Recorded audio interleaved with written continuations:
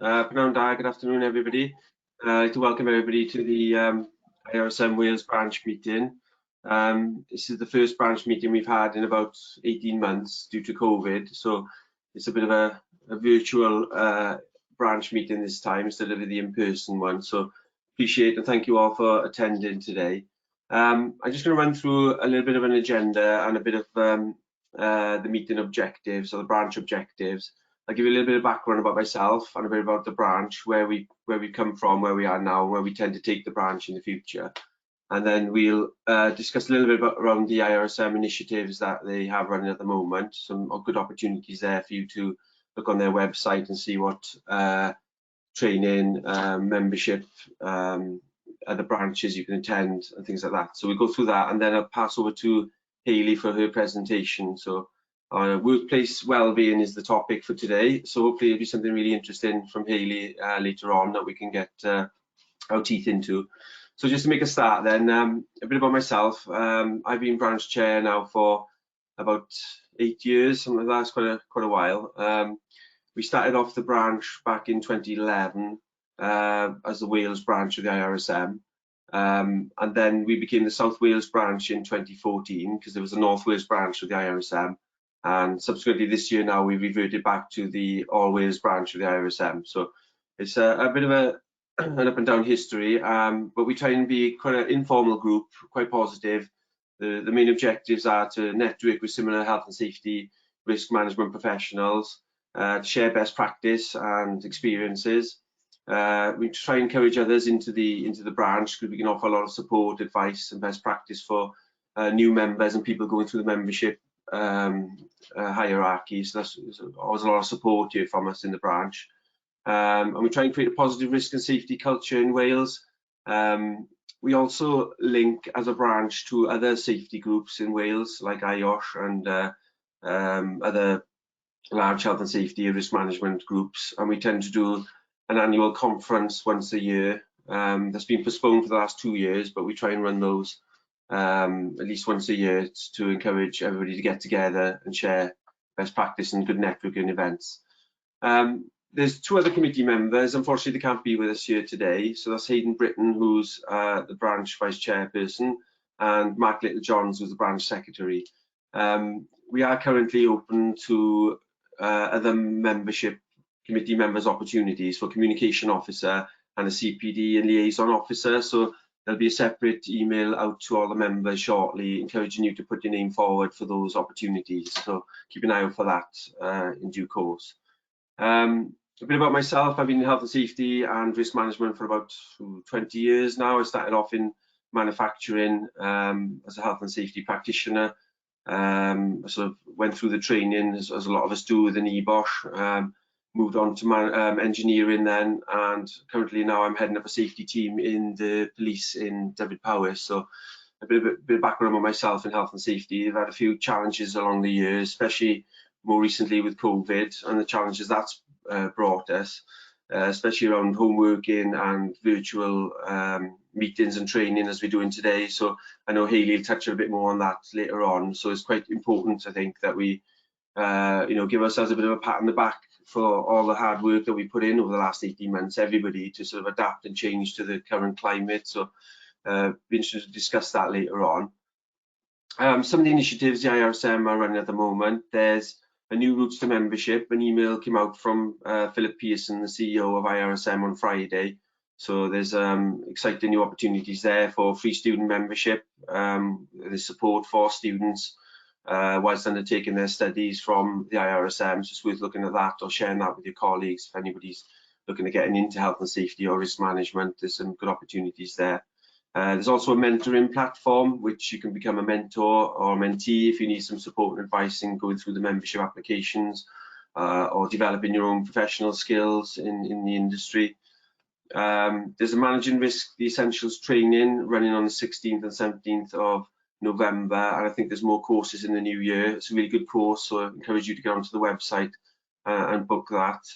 And then there's Risk Excellence Awards. The applications are now open for you to nominate or recommend anybody you think deserves some sort of recognition as a company or individuals who've worked really hard over the last sort of year in the field of risk management and health and safety. So it's a good recognition scheme there. So what I'm going to suggest is that obviously I'll pass over to Hayley shortly now, and then there'll be questions and answers for Hayley and her presentation, and then they'll come back to me then if you've got any questions you might have about the branch or about where we're going to take the branch moving forward. You're more than welcome to ask myself any questions at the end then. So without any further delay, I'll pass you over to Hayley for her presentation on workplace wellbeing. So over to you, Hayley. Thank you. Thank you very much for that introduction. I almost forgot to take myself off mute, and I can't believe I'm saying that, what, 19 months in. But yes, thank you. It's an honor to be here today. I am a specialist member of IIRSM, and I work for MCOR UK, which is a facilities management company based in England, and we have got a few other sites up in Scotland as well. So just a bit about me before I start the presentation. As you can hear, I probably don't sound like I'm from England. I grew up in South Africa. I moved to England 6 years ago, and I've got a background in human resources. So I studied a Bachelor of Commerce in HR, then moved to England and continued my studies in the HR space and did my CIPD level 7. I'm also a personal trainer and have a CPD in coaching. So I've got a bit of a varied background and kind of fell into facilities management. It's not something that you kind of go out and look for a job in FM, but it's such a varied role. There are so many different customers and clients that we're dealing with on a daily basis in so many different sectors. So it's very varied and very vast. And there are a lot of different hazards and risks, which is what I'm going to kind of touch on today when we talk a bit about workplace well-being. So to that point, let me give you a bit of background on MCOR. So MCOR has got about 4,500 employees across the UK, as I've mentioned. We look after about 17,000 buildings, and we conform to the ISO standards. We've got a number of ISO accreditations, and I'm really pleased that as of, I think, 2 weeks ago to date, we became the first organization in the world to be certified to the new 45,003 standard, which is all around psychological health and safety. Now, that's a real big step change, I think, in traditional health and safety space. And part of our journey has been, how do we align and get parity for mental health and physical safety in the same way that we do traditional health and safety? And where does well-being fit within our organization? So as of October last year, we took a step change and we aligned well-being within our well-being, sustainability and assurance department. Now, what that means is traditionally well-being would sit in an HR space or in a people space. But what we've done is I sit alongside head of safety operations, head of risk assurance, head of technical assurance, and the environment and sustainability manager, and soon to be another head of, which will be head of social value. And this has really given us the opportunity to look at well-being as an essence of health. So we talk about health and safety, but essentially health is well-being, and it's leveraged the ability to say, okay, if we risk assess risks in the organization like asbestos, lone working and working at heights, why don't we risk assess risks to mental health and well-being? So whilst I do sit in this department and we are looking for root cause analysis of risk, we work really closely and collaboratively with our HR teams and with our other operational teams and central functions as well. So it's just a really interesting dynamic to be talking about risk and really elevating mental health and well-being risks in the workplace. Okay, so in terms of some data and why should we be talking about workplace well-being? So 38.8 million estimated working days were lost due to work-related ill health and non-fatal workplace injuries in 2019 and 2020, according to the HSE. Okay, but what we can see,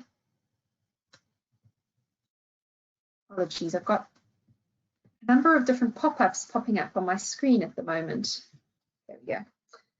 What we can see is that 6.3 of them were non-fatal workplace injuries, 14.6 were work-related ill health, and 46% of this, or 17.9 million, was attributed to work-related stress, anxiety, and depression.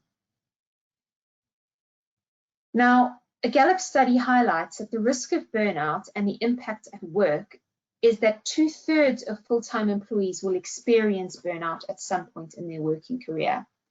On average, the recovery time for burnout sufferers is 21 working weeks.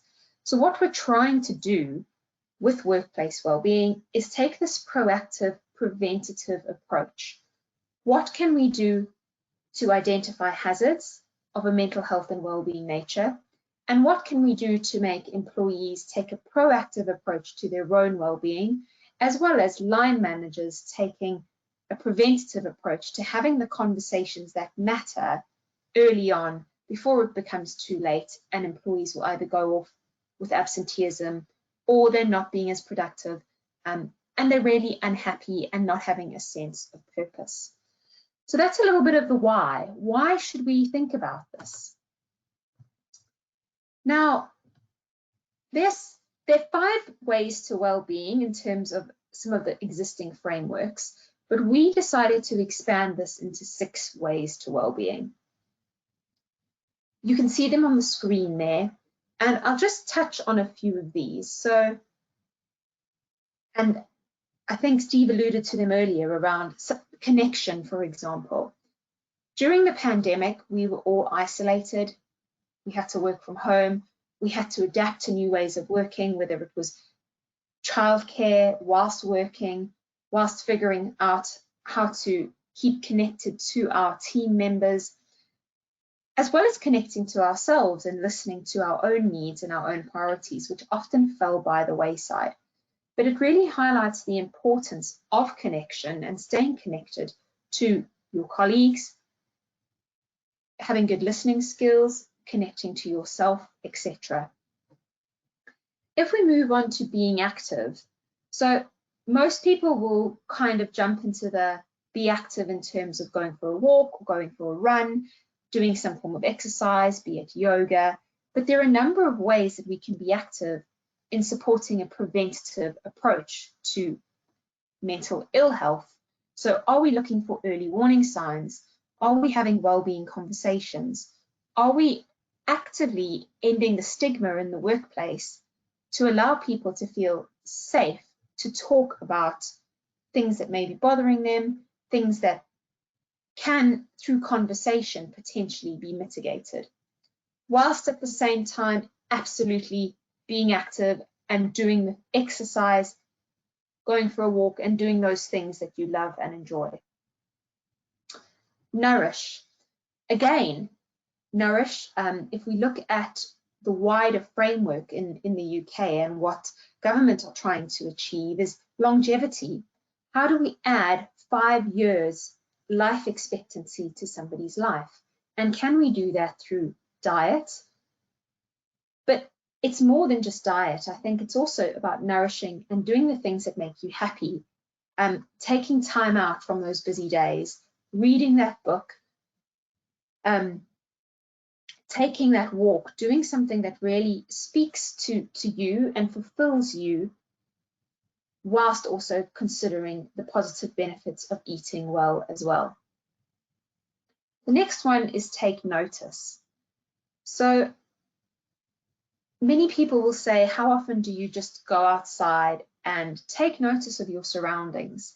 I think often we're so busy and we're going from one meeting to the next, and I'm guilty of it, yet I live in a world of well-being.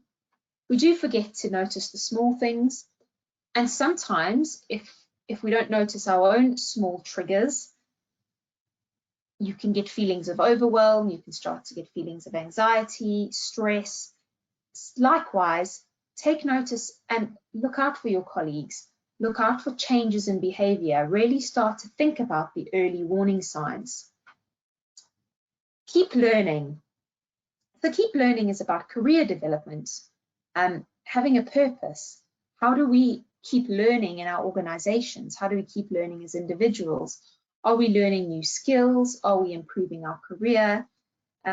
Job fulfillment, job satisfaction, happiness, and a sense of purpose comes from being able to gain continual fulfillment.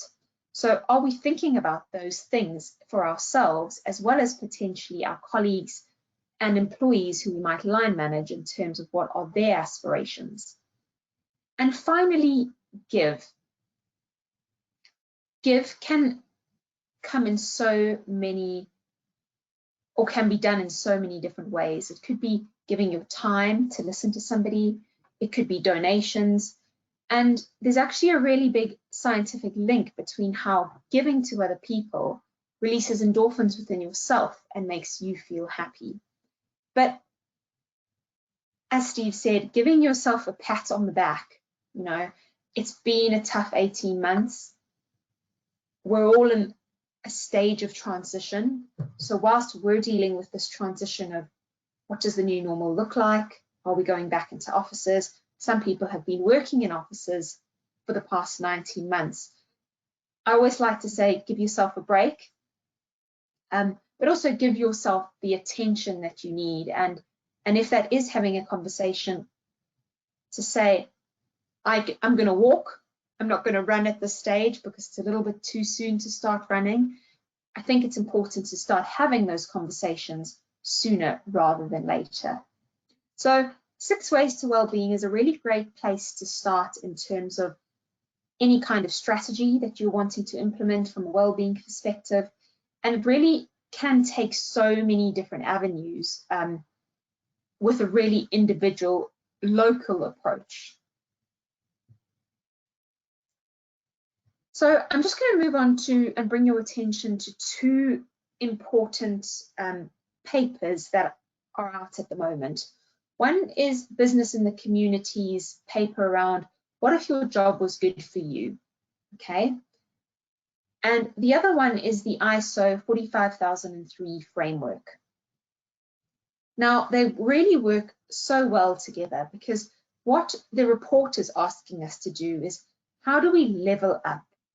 So how do we manage physical health and safety and mental health and safety within an organization in the same way? Also, how do we create good jobs? When we talk about good jobs, how do we make sure that the job is not harming an individual? How do we help the individual to grow within the organization, have a sense of purpose, fulfillment, happiness, and feel as though they're kind of part of the overall organization's purpose as well? The 45003 framework offers guidance on how to manage these workplace mental health risks and promote well-being. So for many of you on here as experts in health and safety will be familiar with 45003 and the occupational health and safety management system to manage physical health and safety. 45003 is like the little baby sister of 45001 and really works in synchronicity with it, but it includes the promoting, protecting, and preventative approach of any psychological health risks within the organization. So whilst developing any wellbeing strategy, it's important, and I'm going to jump back, it's important to look at the proactive tactical activities that you can do, such as exercise classes, yoga, mindfulness. What we're saying is you need to look at the workplace risk as kind of your foundation. Look at systemic behavior, which is inherent risks to certain jobs. Make sure you're doing what you can to mitigate that risk, and then you can build this well-being promotion. But doing it before you kind of look at the behaviors internally can be quite challenging, because you're putting somebody in an environment where they're unable to flourish because the environment is putting them at risk, whilst still saying, go for a walk, you'll feel better. So it's just something to think about when developing any kind of strategy.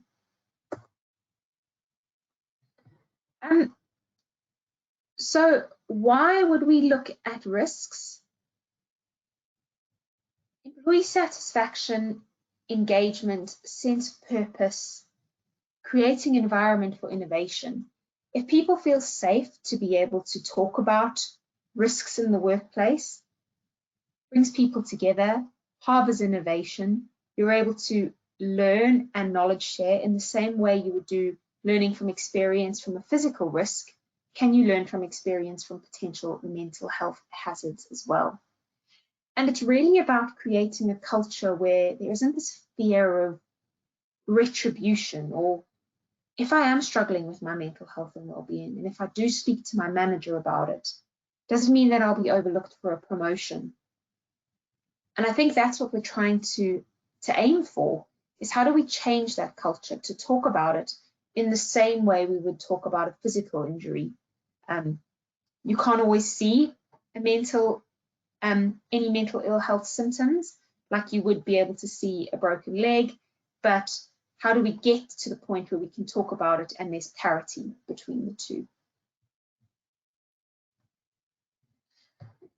So I'm just going to leave these up for a moment, and I might pick out a few of them, but there are 3 areas of risks in the workplace as identified by the 45,003 standard.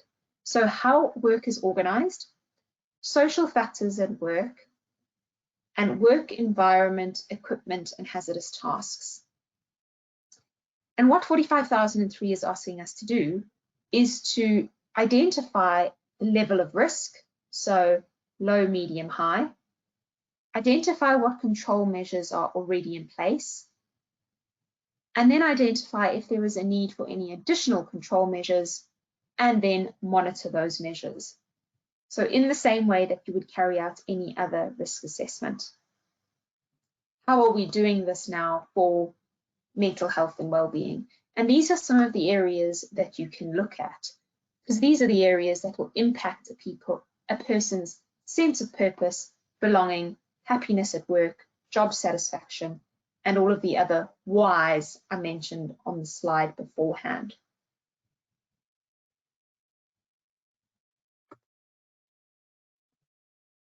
Okay, so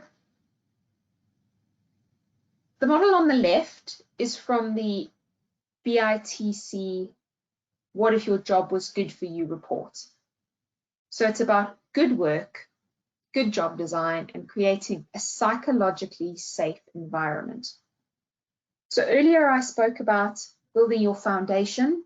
So let's build our foundation on good practice, identifying hazards, and making the environment psychologically safe, and build on that by encouraging people to take this proactive approach to their own well-being as well. The model on the right shows the steps in terms of plan, do, check, act that the ISO 45003 standard adopts in the same way it does for 45,001. So I won't go through this in detail, but just pull out some of the key points that we went through when we undertook the BSI audit. It was all about understanding what well-being means for MCOR UK, because well-being can mean something to every organisation, and what does it really mean to us? And that's a starting point for anybody. Understanding where we are in terms of a gap analysis. What are our external and internal issues? As an FM company, we work on client sites. There are external issues that you cannot always control. Do we recognize them? Do we have leadership commitment to really focus on the health and well-being of our employees? Do we have policy in place? Do we consult with our employees about their well-being and about the risks? Because not every hazard will potentially be a risk. For example, job demand. Not every employee will see job demand as having a negative impact on their well-being. Some people thrive under high pressure, and therefore it's identifying the frequency, the duration, and the severity of the hazard within and the impact it's having on the employees. That's where consultation comes in. What action steps and implementation plans do we take to identify the risks and opportunities and address them? So how are we really identifying the risks, and what control measures have we got in place, and what in addition can we put in place to improve or mitigate that risk? And again, around open dialogue and feedback, focusing on relationships with line managers, and what resources are there in place to promote a positive well-being environment within the organization. So implementing what was planned. This is all about your safe working procedures and your existing policy and procedure. Is it written into your risk management process, your health and safety safe working procedure, as I've mentioned? Do you consider any contracting or outsourcing and how that may impact your employees? For example, if your supply chain, if there's absenteeism in your supply chain, what impact is it putting on your employees to pick up the workload and still deliver according to the timeline? How do you support people returning to work and support rehabilitation as well? And I think just to really bring it home for all of us, we all went through a change last year where we all had to work from home. And did we think about the impact it was going to have on mental health and well-being, on musculoskeletal health, on things like loneliness, inactivity because people are sedentary? Well, we didn't have the time because COVID happened so quickly, but then were organizations proactive enough to identify those risks, or were those risks identified when potentially there became bigger problems? So when we look at a change cycle, again, if we're going back into the office, what's going to impact people's mental health and well-being? How can we control that a little bit better? Perhaps people haven't driven in months because they've been working from home. They've got anxiety using public transport. They're feeling anxious about being in an open plan office because they've been so productive working at home. How are they going to manage their workload now when there are the water cooler chats? And on the flip side of that, those that prefer to stay at home, are they missing out on those interactions in the office and that collaboration? So those are the kinds of risks we're looking at to say, are they risks? Have we got enough control measures in place? And is there anything else we need to implement to support those identified risks? Like anything, how do we monitor and measure it? So it's really about identifying whether any control measures are being effective, again, through qualitative data, but also looking at your data internally. So looking at accidents and incidence rates, but also at the same time looking at absenteeism. Are there any trends? Is there anything that we can drill down in our business and say, there's a correlation, let's dig a little bit more? So I think it's just about being open to the amount of data that you're able to collect to monitor and confirm whether, and really evaluate your performance against as well. And lastly, close any gaps that emerge between plan and check to approve. And this is all just about continuous improvements and corrective actions in the same way that ISO 45001 asks you to do as well. So just to wrap up good practice in terms of addressing these psychosocial risks or mental health risks, it's not about addressing the person, it's about addressing the environment, addressing how work is organized. So I think for a long time in the mental health and wellbeing space, there is a number of proactive systems, such as the Employee Assistance Program, there's occupational health, which is absolutely fantastic. And we're giving our people the tools to support their own mental health and well-being. But what sometimes we omit to do is look at the workplace. Somebody might be off for 6 weeks. They may come in without us doing the necessary reasonable adjustments and without looking at a holistic view at some of the risks that might be impacting the department. And as we looked at some of those risks, how work is organized, social factors at work, and the work environment. I think one thing I will just really highlight is it has to be authentic. Anything we do in a wellbeing space, it really has to be authentic and genuine. And it's not a quick win. We're talking about changing culture. We're talking about enabling people to talk about things that they've never spoken about at work before. And it's about creating sustainability, because we're creating a sustainable workforce for future generations where they can come in and speak about these things which we are trying so hard now to normalize, because for a long time in society, it's just a lot of things we don't talk about, because come to work, you need to not bring home into work, and you need to just get on with it. But it's really difficult to separate the two. And what we don't want to do is have any workplace risks that will exacerbate, because we will be liable for those as an employer.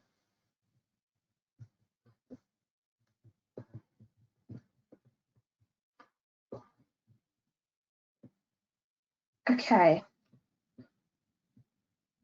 Sorry, I just want to go through a couple of the physical applications that we've kind of done in the past 12 months to support some of our wellbeing interventions. So I've spoken quite a lot about the strategic thinking around wellbeing, the why, and trying to create parity with physical and mental health. But these are some of the more tactical interventions that have really helped us to build this safe environment. So really getting your executive leadership sponsorship. It needs to be a conversation at C-suite level. Thinking about having wellbeing champions or mental health aware colleagues who can help you embed your wellbeing movement within your organization, because wellbeing is a movement and it's everybody's responsibility.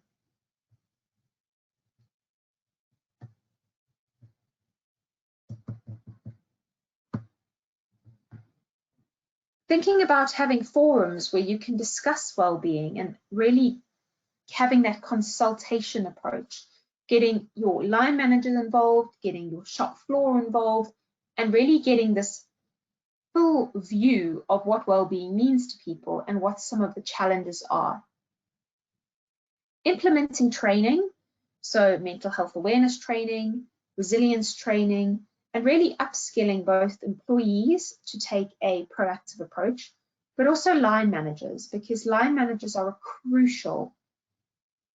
play a crucial part in this healthy workforce, because they are the people speaking to the front line. It's one thing putting somebody through training, it's another thing them using the training and really making an impact. Looking at your policies and your procedures, thinking about whether you've got an employee assistance program and any other mental health support services that you might partner with. Thinking about well-being broadly and not just from a mental health perspective, but thinking about people's financial well-being. Things like real living wage, financial education, finances. Statistically, if you look at some of the Deloitte reports and the Gallup reports, financial stress and pressure causes an inherent link with mental health stress.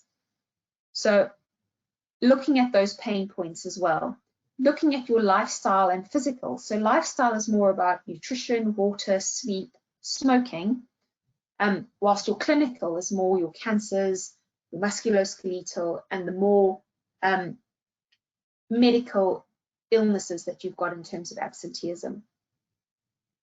And workplace, again, is all about the workplace risks. Thinking about communication, so wellbeing newsletters, really elevating the awareness of wellbeing and what it means to you as an organization. Any toolkits, so toolkits to support line managers in managing employee mental health and wellbeing. One thing I will point out is also the link with diversity and inclusion. Linking in with your ED&I, equality, diversity and inclusion. Wellbeing and ED&I go hand in hand. So something else to add to the agenda item. Okay, and I am coming to the end of my slides. You'll be good to know. So it'll be end of death by PowerPoint and we can open up to some questions. But is it worth it? So absolutely, I think from a financial and productivity perspective, things like decreased voluntary turnover, decreased absenteeism, increased engagement, getting people to take a proactive approach to their own mental health and well-being, identifying early warning signs. All of this helps you to deliver a better service because your employees will be more engaged, they'll be happier, have a sense of belonging, and better job satisfaction. But if we think of it as more than just from a productivity and financial perspective, what about the social, moral, legal, and sustainable value that it'll add? About the bigger picture. So for many of our organizations, our people are our biggest assets. And it's about looking after them, nurturing them, doing good by our people, creating good jobs so that they go home and that has an impact on their families and an impact on the communities that they live. And really about how do we create sustainable workforces where it's not just for today, we're not just implementing health and well-being to make a difference today, but for the future generations, for children that are going to come through the doors, you know, and into the workplaces. How are we making a difference today to impact the generations that are going to be in the C-suite positions in the next couple of years as well? So it is absolutely worth it. That I'll leave you with that to think about as my final thought, and I'll open up to any questions. Let's jump into the question box. Thank you, Hayley. So if you have any questions, everyone, if you can just like to drop it down on your chat area, and I can send it off to Hayley to read out. There's a few questions that's actually come through, Hayley. I'm just going to send it over to you. One came through. Would you recommend that businesses carry out a wellbeing questionnaire with individuals? And if so, would it be best to have focus areas and open questions that may encourage a better response? Great question. I think what we need to be mindful of is whenever we survey any population is what are we going to do with the data that we collect, and can we action everything that comes through, because there's nothing worse than asking people for their view and not being able to kind of act on it. With that being said, broadening wellbeing questionnaires into occupational health assessments, thinking about some of the areas that are pain points for your organization, absolutely. Aligning with the HSC stress questionnaire and thinking about demand, control, change, autonomy, I would say it's a great starting point, but again, think about the resource required to go through the questionnaire and the business commitment to being able to implement any kind of actions that need to be implemented if there is information that comes out of the questionnaire that kind of needs action. Hope that answers your question. Thank you, Hayley. There's another question which I have just sent it over to you. What success stories can you share from the organizations you are aware of who have already implemented ISO 45001? Okay, so interesting question. I mean, I think there are quite a few organizations who have implemented 45001. I am not actually a health and safety specialist. I am more a well-being specialist, so I would not be able to really give you any answers as to, from my point of view, success stories from 45001. I could give you our success stories more from the fact that it's given us a really robust framework to work from and enable procedure, but we are quite a distributed workforce. We work across 17,000 sites. So having a framework and having everybody sing off the same hymn sheet is really, really important from a compliance point of view. What I would say though is you don't have to have 45001 to implement 45003. So you can still look after the health and well-being of your employees without having 45001. Thank you, Hayley.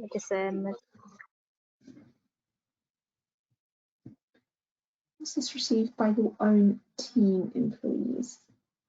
Okay, so how was this received by your own team employees? I'm assuming by when you say team, my immediate, team that I work with.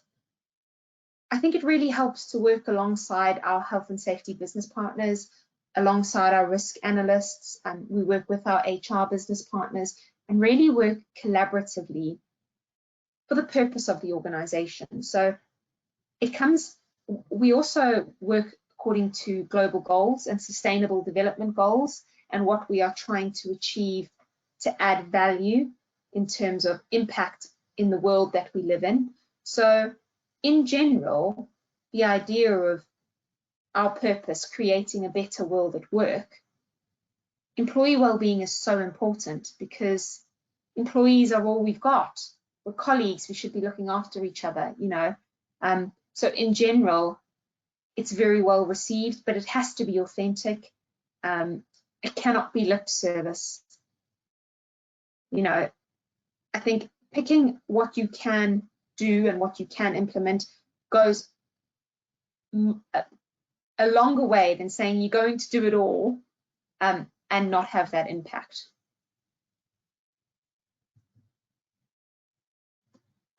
Okay, thank you so much. And I believe that's all the questions. So I will hand over to Steve so he can just close off. Thank you, Susan, and thank you, Hayley, for your presentation. It's really informative and really interesting, actually, because I think a lot more employers and organisations are taking well-being a lot more seriously and have done over the last sort of 5-10 years, but even more so now with COVID, and they're seeing additional suffering or employees who have got potentially mental health or mental well-being issues. And I think, having been a manager in an organisation myself, it's how best to deal with it. I think the first step is to educate yourself in what information is out there and support is out there. And I like the slide you had up with all the interventions that are available that perhaps a lot of organisations haven't looked at yet. But I also like the idea that 45003 gives you that framework and structure to follow and to implement those interventions and the structure in the organisation. So it was my question earlier, actually, that I asked you around what sort of success stories have you had from organisations who are ahead of the game, who have already implemented 45003, and is there any sort of best practices or learnings that they could share to say, well, look, this intervention worked really well, we really had a lot of employee engagement, our absenteeism is a lot better now since we implemented it. So it's really good to get if you're going to get buy-in from the management team to be able to not sell it, but to say, oh, look, this is a really good standard for us to follow as an organisation, because look what other organisations have implemented. So I just wondered if you had any sort of success stories of or other organisations who are happy to share some of their challenges they had, some of the positives that they've received, so in order to sort of give you that sort of reassurance that this is perhaps the best route to sort of look at this sort of area. Thank you. I think I've got, because it said ISO 45001, but you meant 45003. Yeah. My mistake, sorry, I meant 45003. No problem. Again, a really challenging question, because it's such a new standard, and we were the first ones to be certified with it 2 weeks ago. So I don't know anybody else globally that has opened their doors up to BSI and said, come in and look at us and see what we are doing and what we're not doing well. I think the business case for 45003 has to come from having those conversations at C-suite and wanting to look at your data. Data is where you start. What is your data telling you? Have you got high absenteeism, and what are your 3 key risks? You know, is there anything in your incidents and accidents reviews that is identifying root cause to be people related or mental health related? And when you start to look at some of that data, turnover, is it in a specific age? Is it a specific type of job? Return to work, interview information. That's where you build your case study to go to C-suite and say, this is why we should be doing it. Wellbeing is still an interesting place for measurement, because there isn't a measurement that says, demonstrate your impact by doing X, Y, and Z, and this is why organizations should be doing it. I'm conscious of time, Steve, but what I would welcome is some of the things we've implemented in terms of menopause, men's health, caring, having a conversation again around some of those more tactical interventions that we've seen really add value whilst dealing with the strategic stuff. I think it's important to be doing them at the same time. No, thanks, Hayley. Yeah, it needs to be embedded in the organisation, like you said, again, the business case, getting those conversations, getting the data together, getting the right teams from occupational health or HR or health and safety, depending on what structure you've got in place, and having those conversations and looking at the benefits for the organisation and obviously for the people, more importantly, to make sure that that's put together. So thanks for sharing that. Yeah, it's an interesting one. It is new, isn't it? And the standard, and it's something that as an organisation I know we're keen to look at, but it's looking at how the starting point and how to move forward. It's always good to get best practices from other organisations who have already done it, but yeah, because it's quite new, it's something that we've got to face as a personal level. But thank you for answering that, appreciate that, and thank you for your presentation as well. I'm not sure whether the slides can be made available or not, or whether there's any information you could share or direct to some sort of site that we can have a look at, but thank you for that.